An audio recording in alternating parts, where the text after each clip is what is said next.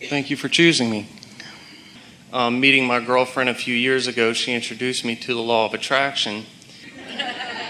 So I've been, practicing it and working on it, and the past 2 years, I've pretty much been having everything go my way that I could ask for. It's the way it's supposed to be. It's the way it's supposed to be. Things are always working out for you.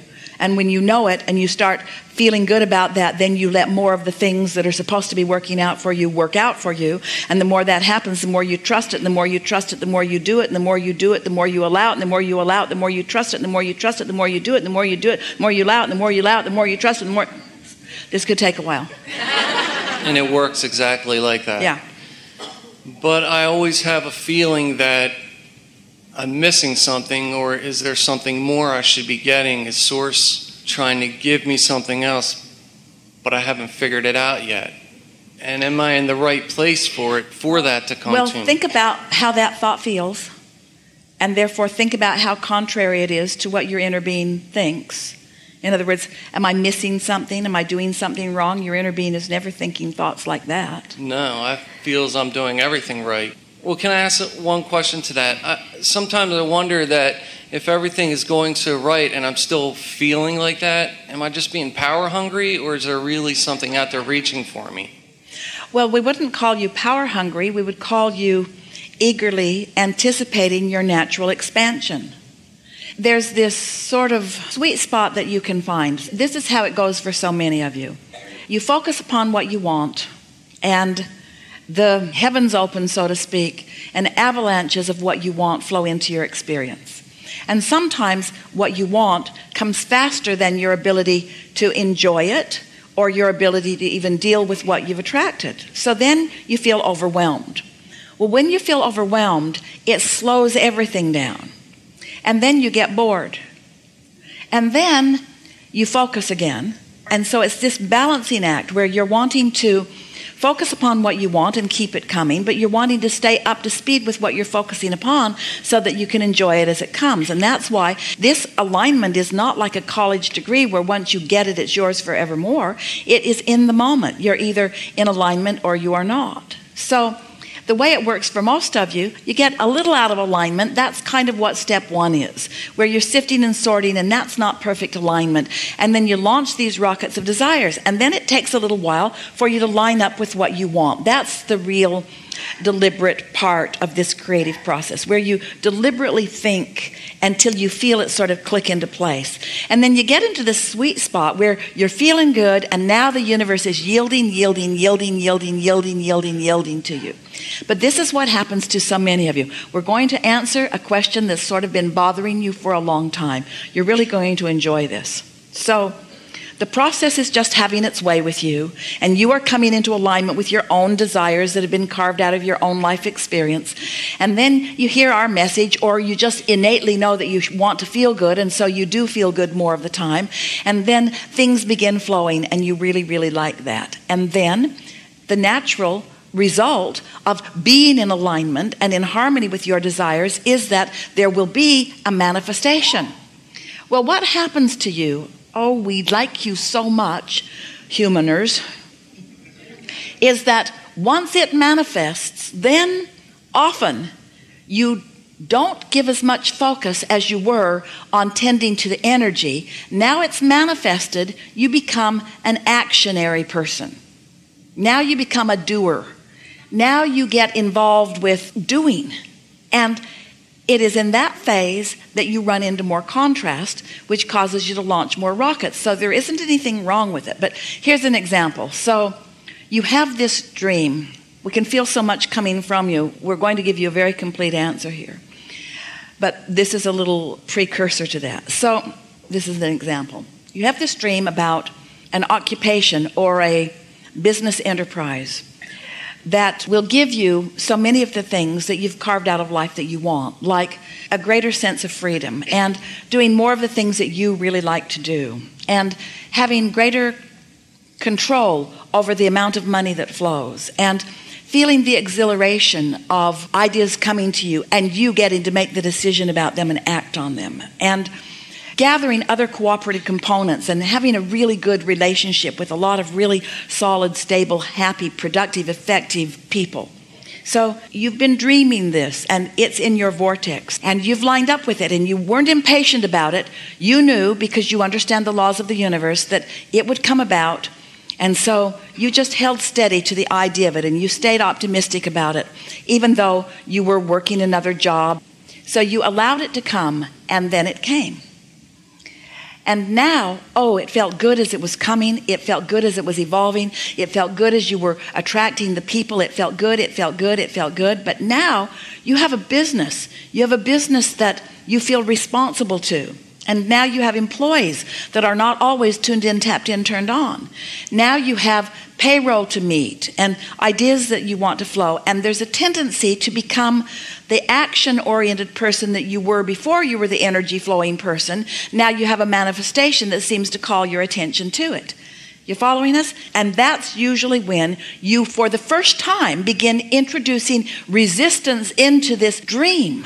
Now, what we want you to understand is that in the absence of a business, you could still dream about the essence of the business. And you could attract this wonderful business that you want. And all along, even after it's manifested, you could stay focused upon the new that you're reaching for. There could be a situation where employees are squabbling, and you could put into your vortex that you want more compatibility among your employees. And you would receive inspiration. You would know exactly what to do to bring that about. You can be in the midst of the manifestation and still flow the energy appropriately. Now, we really want to say that loudly because you got to be able to do that. You got no other choice than to do that. You're already manifested.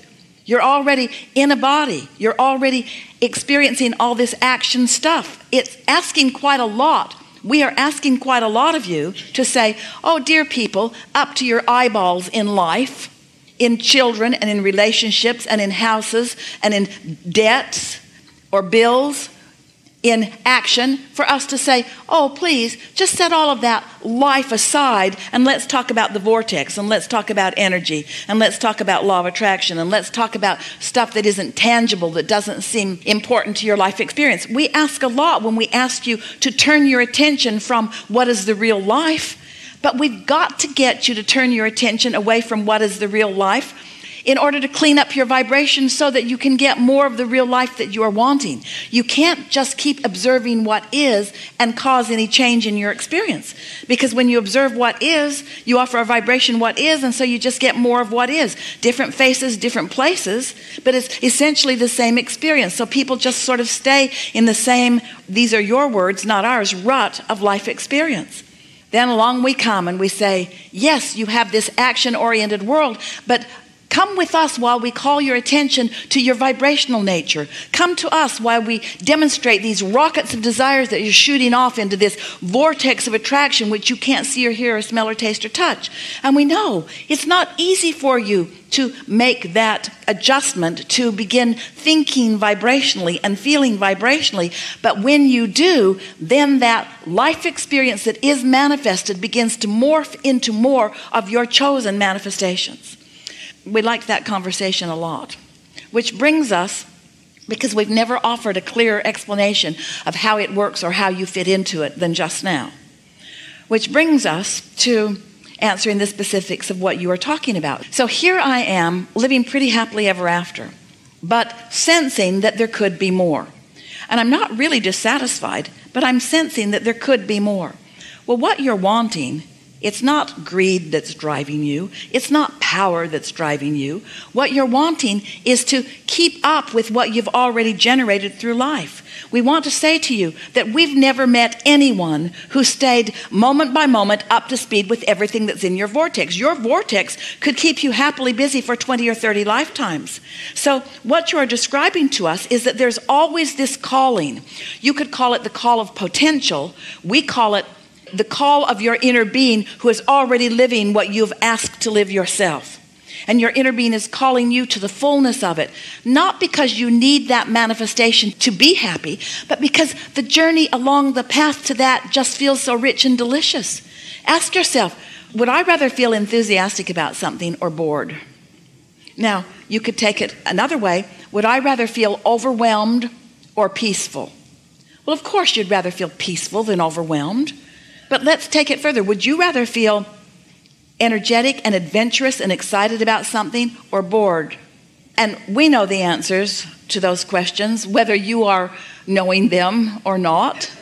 The answer is you must move toward what you've become, or you become complacent and dissatisfied, which brings us to really what you're asking about. To take action from a place of split energy is always unpleasant. So to try to focus, let's say you're focused upon something not working, to dig in and try to offer effort and to try to think harder about how you're going to get that done just causes you to pile more engines on in opposition. So the rule of thumb that we would apply if we were standing in your physical shoes would be, we would follow the good feeling thoughts.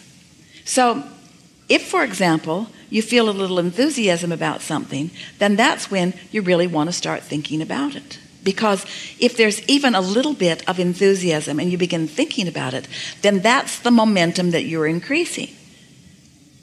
On the other hand, if you're worried about something and you think harder about it, then that's the energy that you're increasing. So we want you to take away from this day's conversation, what's this thought that I'm doing? Which end of my train am I applying a new engine to? When you say, well, I feel a little bored and I realize that I have more potential. Maybe I should apply myself a little better. Maybe I should study a little harder, and maybe I should get a little more involved in what I want. That's piling engines on the wrong end of the train. And you can tell by the way you feel as you do it. But if you're saying something like, well, I like momentum and I like to feel good and I like when ideas flow and I'm looking forward to new ideas flowing and I really like getting hold of a new idea. I love a new idea taking me with it, and I love the feeling that law of attraction brings me as more cooperative components are gathered. And when I think about it, I'd rather feel adventurous than afraid. And yet, when you think about it, think about those two emotions. Don't they kind of go together for a lot of people? You're going to get into Esther's Audi R8 with Esther, and she's going to show you how fast it can go in 4 seconds. You might feel adventure, and you might feel dread and fear. And we're just asking you which feels better. We're just asking you which feels better, because the situation isn't what's causing it. What's causing it is the momentum you've already got going on. And so from what we can feel from you, we would make more lists of the things that we're enjoying about our life, because we don't feel resistance in you. We don't feel that you've got resistance that's holding you back. And under those conditions, attention to subjects that please you can cause the momentum to go faster. This is always true. In the absence of resistance, the faster you go, the better you like it. This is always true. In the absence of resistance, the faster you go, the better you like it. This is always true. In the presence of a lot of resistance, the faster you go, the more it beats up on you. And so humans are just thinking they should just go fast all the time. Only go fast in the absence of resistance. How about this? If you're going 100 miles an hour and you hit a tree, isn't it a bigger problem than if you're going 5 miles an hour and you hit a tree? So the tree represents the resistance. So if you feel like you've got resistance, the answer isn't dig in and try harder, although that's what everybody around you wants you to do. The answer is to chill out. The answer is to relieve the stress. The answer is to let go of it. The answer is to give in. And what are you giving into? You're not giving up on your dreams. Your dreams are alive and well in your vortex. You're giving up on the resistance that is depriving you of the inspiration to have that delicious, sweet spot, glorious path on your way to the unfolding and fulfillment and fuller manifestation of the things that you want. Can you hear this?